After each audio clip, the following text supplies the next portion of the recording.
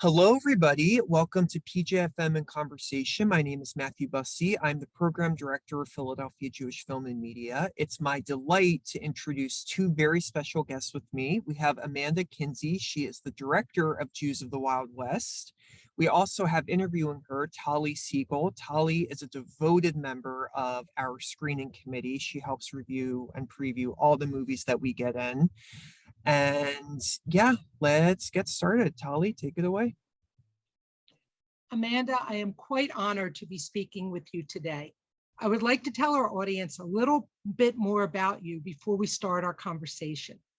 Amanda Kinsey is an independent filmmaker, 5-time Emmy Award-winning producer, and a fourth-generation photojournalist. She spent more than a decade writing and producing for NBC.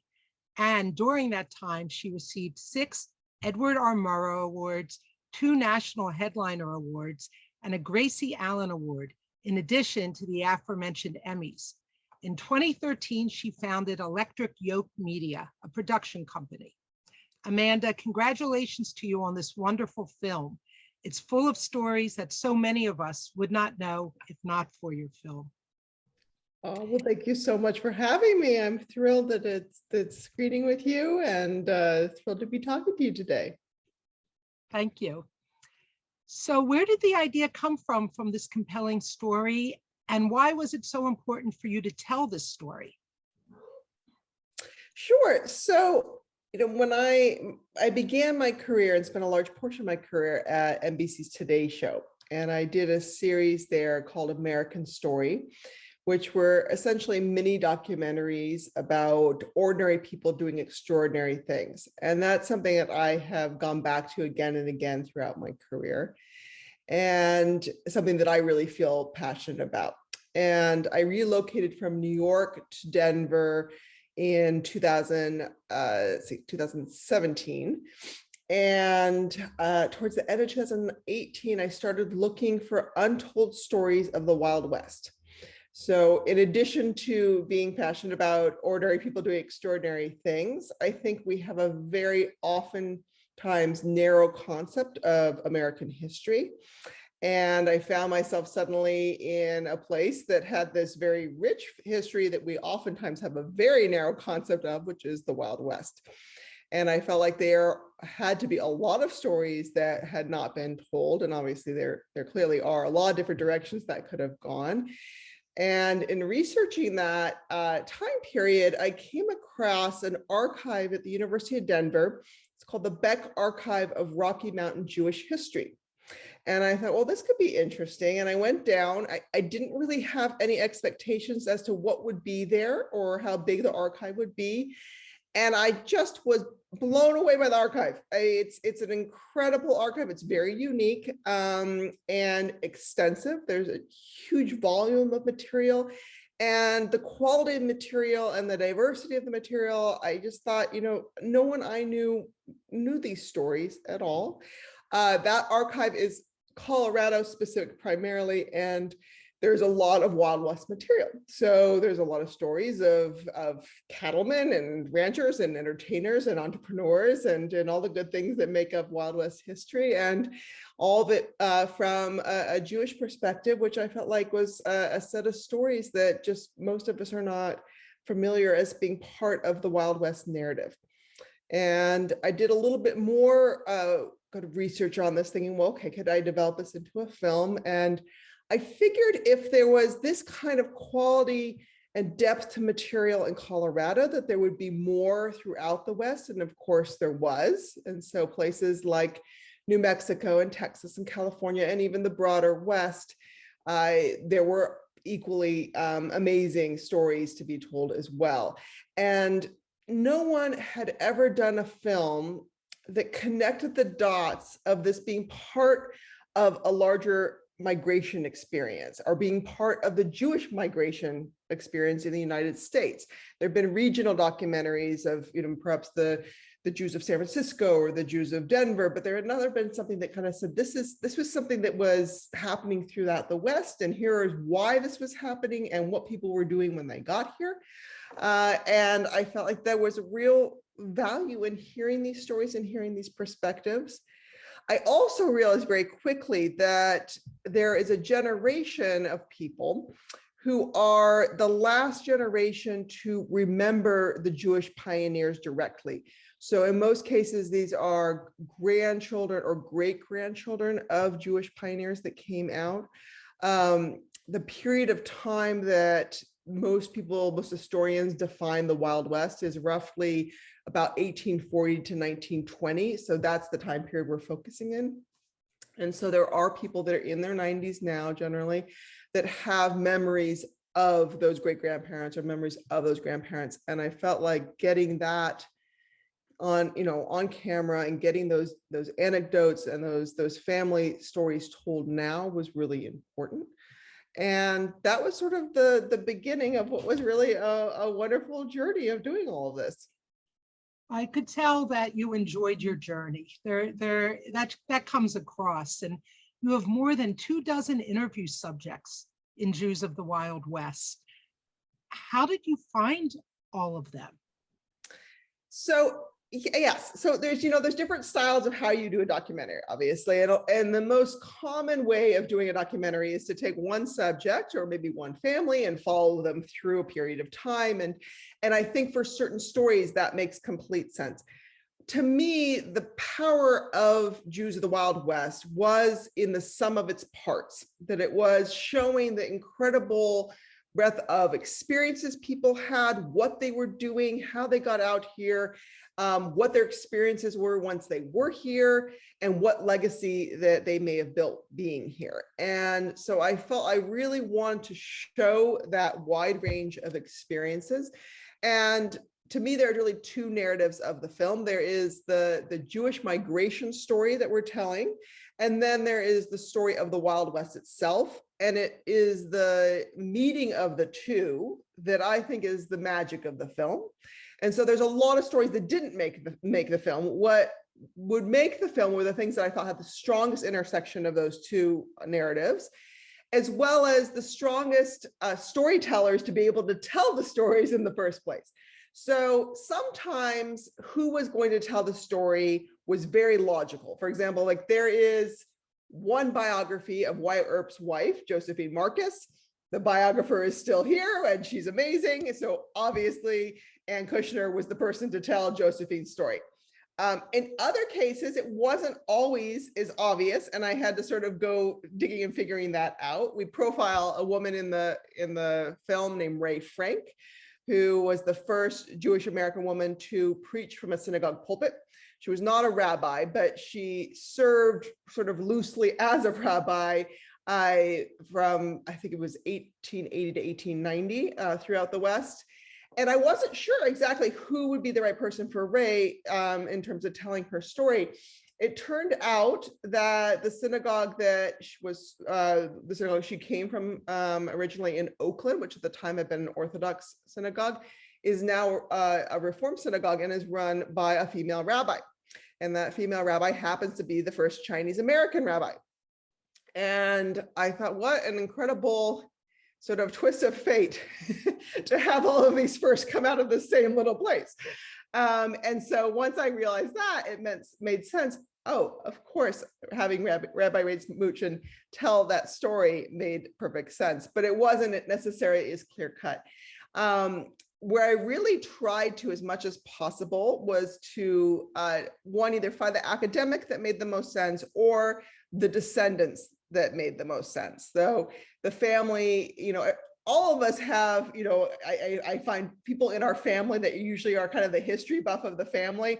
As much as I love history, I am actually not the history buff of my family, but I tried to find, who in the family of all these different branches that generally existed, who really knew the most history, who had the documents to kind of back up what it is that, was the story that we're telling.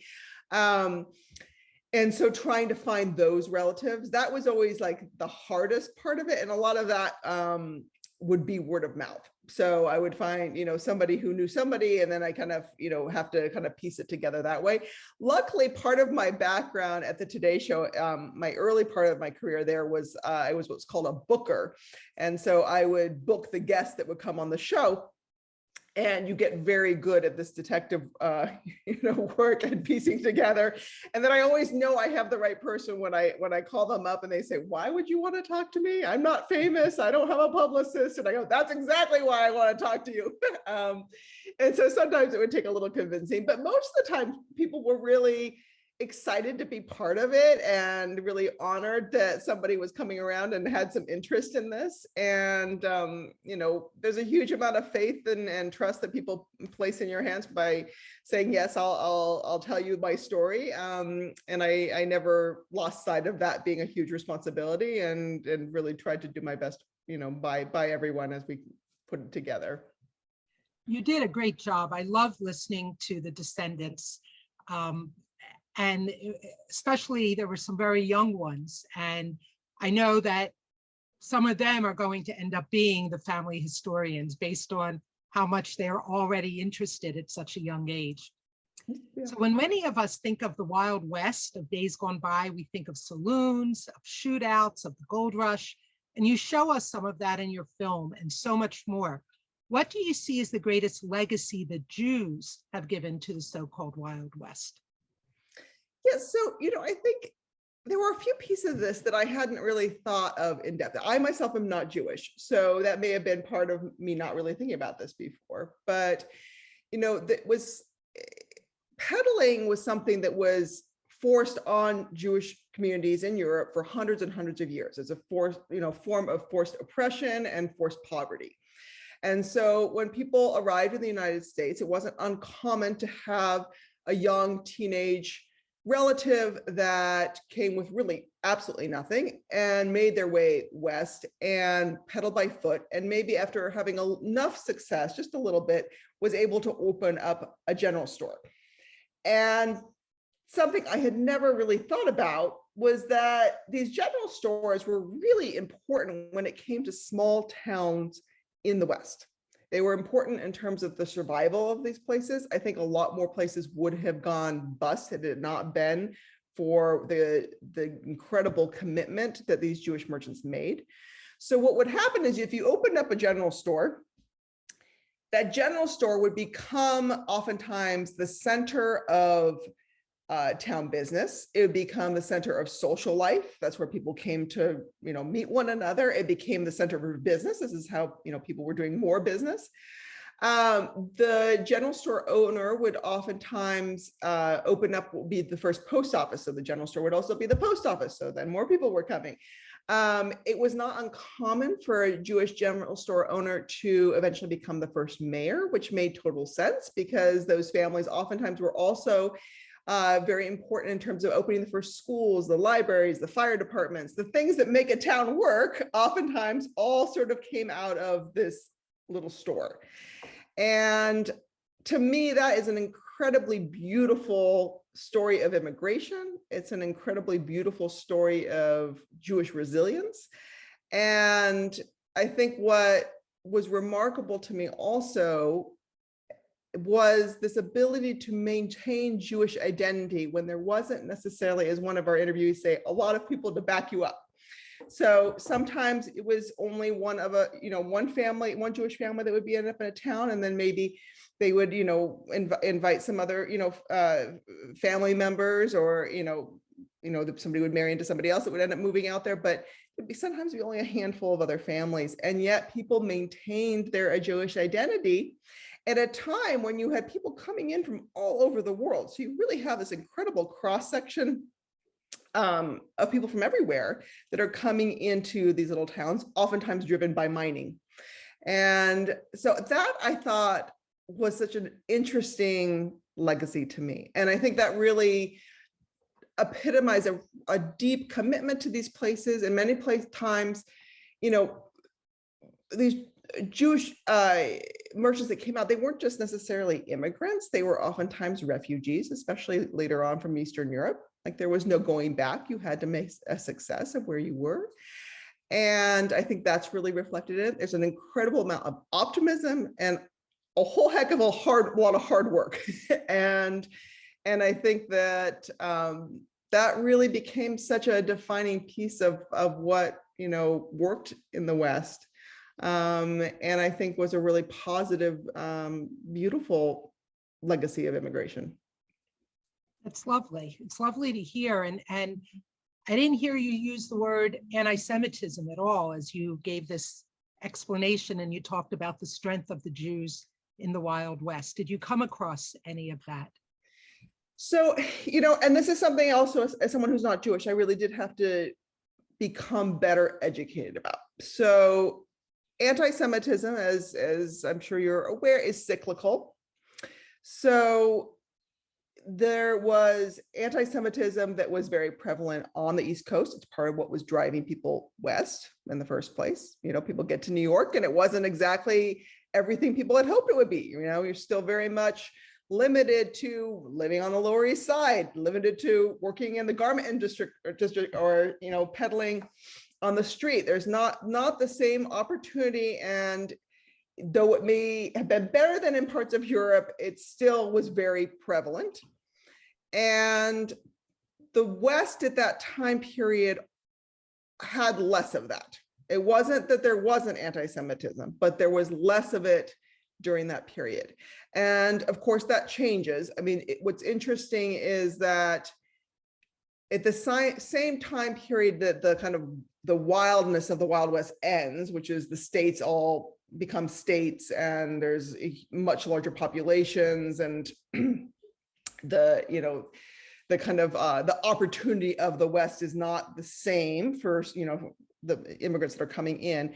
That sort of ends about the 1920s. The 1920s is then, of course, when worldwide you're also seeing this huge uptake of anti-Semitism, which is the leading up to which will eventually become the Holocaust.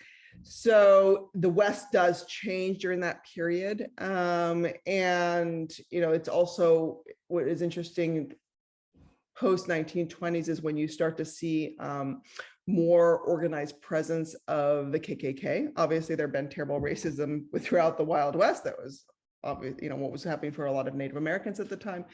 But the KKK presence becomes a lot bigger, and that also impacts people in a different way. But from about 1840 to 1920, it was better there than it was, for example, in New York.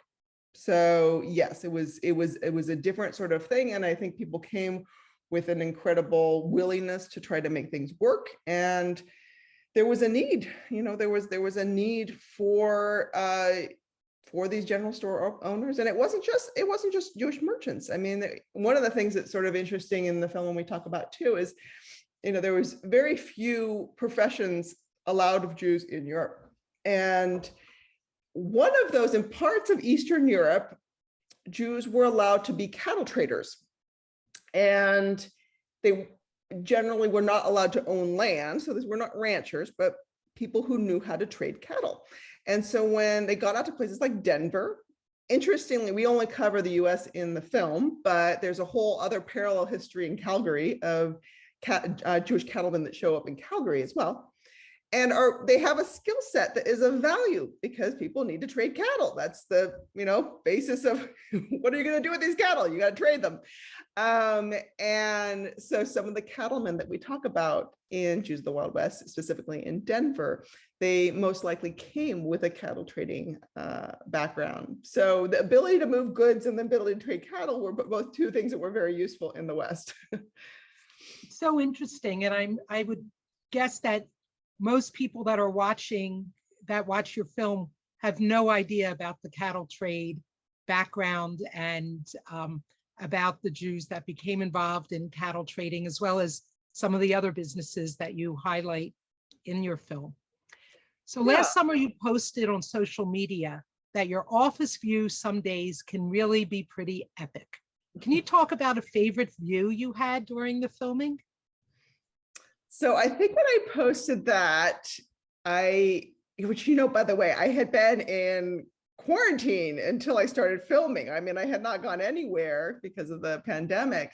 And we filmed basically 90% of the film last summer between me getting my first, my vaccine and when Delta, I felt like Delta looked like it was going to become more prevalent in the West, which was by August. So from like basically June and July, when did a very accelerated shooting schedule. And so everything felt very epic after being in your house for 2.5 years. I think there's something about the West, and I wanted to capture this when I was out there as, shooting and creating the film. It would have been jaw-dropping at a time period when most people had not been out of their own little towns or their own little cities or villages or wherever that were coming here, whether that was coming, whether you were a Jewish immigrant coming or you were a Chinese immigrant coming, or wherever you were coming from in the world. It's big. It's really big in the West. Everything is big, and it would have been jaw-dropping. For us who now today, who we travel and we see skyscrapers and we see so much, it is still jaw-dropping in many ways. And I wanted to make sure that I felt like, I always think when you do a historical documentary, it's always important, like, why do we care at the end of the day? And there's different pieces that I'm always trying to bring in. And one of that is a sense of place. And I think that the West has an incredible sense of place that is an important part of this story. And so whenever I could give us access to a sense of place, that was something that I felt like was really important to do it. The hardest place that I'm really the most proud that we were able to make work is the Acoma Pueblo. And so that's in New Mexico. And the story that we tell in the film is that of Solomon Bibo, who was a Jewish merchant who came and opened the first mercantile store at the Acoma Pueblo, which is one of the Pueblo Native American nations in New Mexico. And the Acoma were never removed from their lands. They're still very much there and thriving. It was a long battle between the Spanish government and the Mexican government, and later the United States government, of trying to get the Acoma off their land, and they remained on their land. And Solomon Bibo was a really important person at a certain time period where a lot of that was being challenged, and he fought for their indigenous rights to their land. And he understood the importance of indigenous land. And it is hard to get access to be able to film on the Acoma Pueblo, as is understandable. And certainly during the tail end of the pandemic, that was something that we weren't quite sure if we would be able to. And I was incredibly I felt incredibly lucky and very much grateful that the Acoma government, tribal council, and the governor worked with me to try to figure out how we would be able to do this, and we were able to make it work. And I think that's a really important part of the film, something I'm very, very proud of. In that section, almost everyone in the film identifies as Jewish. And that section is told by two members of the Acoma, which I thought was important because Solomon Bibo came into their world. And I felt like that was important to hear from their perspective what that meant. And so that in that section is the two members of the Acoma.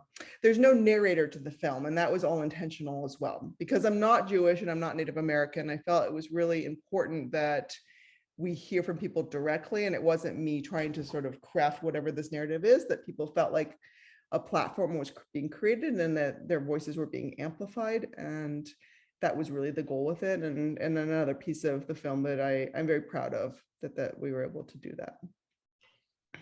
It was very beautifully done through so many primary sources, whether they were the clippings or whether they were the people you were interviewing. It was really impressive how many sources you have. I'm sure some might have ended up on the cutting room floor, the editing floor, but you have so many that are still, so many stories that you tell through the primary sources. And that was, very noticeable.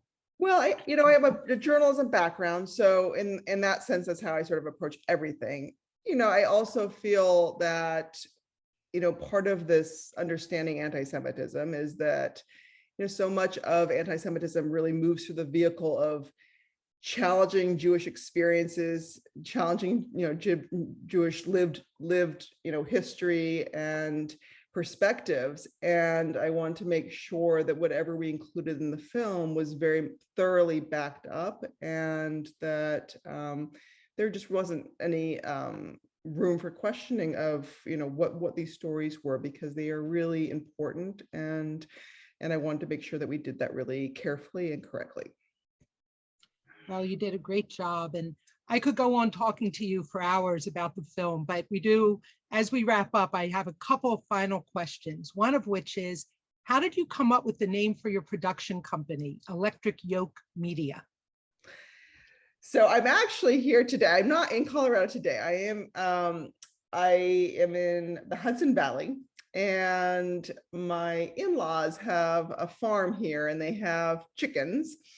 And the chickens, if you've ever had farm fresh eggs, you know that the yolks are almost like electric. And I love this idea of something so ordinary, like a chicken egg, could be so extraordinary. And I thought, when I was coming up with a name for my company, it's Electric Yoke Media, it's named after the chicken eggs here, because I felt like that there is beautiful extraordinary in the ordinary very oftentimes. And sometimes that gets overlooked, which I always think is such a shame. And I think that we have so much to learn from sometimes these amazing people and amazing accomplishments that come out of just, everyday people doing their everyday life.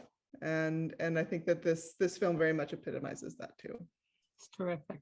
And for our final question, I'm wondering if you would share with us what keeps you motivated as a filmmaker and what you are working on now.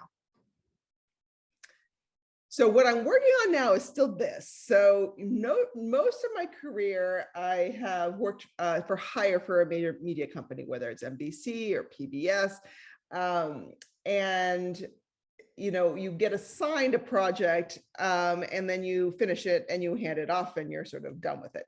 The nice part of independent film is that you're not assigned something. You come up with an idea, you think this is great, and you figure out how to make it happen. The interesting other part of it is that once it's done, it's not really done. So you have to still be out here trying to sort of get it out to the world.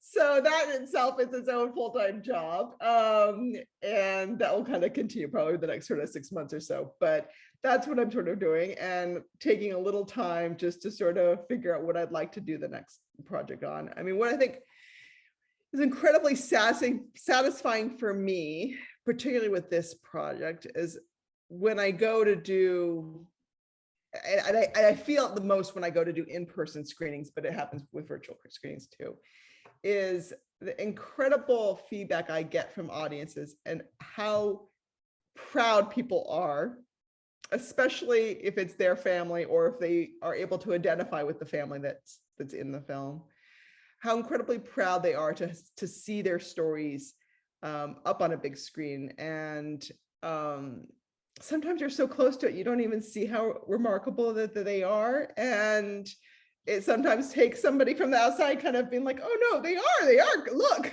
And I love being able to be in that place. I kind of see myself sort of as a midwife to these stories more than anything. They're not mine, and they're not mine to tell, and I don't feel the need to insert myself in them. But if I can help get them out to the broader world, then I've done my job correctly.